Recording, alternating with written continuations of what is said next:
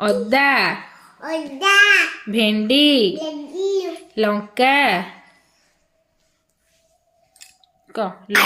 ଲଙ୍କା କହିଦେଲୁ ଲଙ୍କା ମଟର ଏଇଠି ବସିକି ବସୁନ ଏଇ କୋଡରେ ବସିବ କୋଡରେ ବସିକି କହିବ ହଉ। ଏଇଟା କଣ ଏଇଟା କଣ କହିଲ ଏଇଟା କଣ ଗାଜର। ଏଇଟା କଣ କାକୁଡି। ହଁ ଏଇଟା କଣ ଧଣିଆ ପତ୍ର। ଏଇଟା ଆଳୁ। ଏଇଟା କଲରା।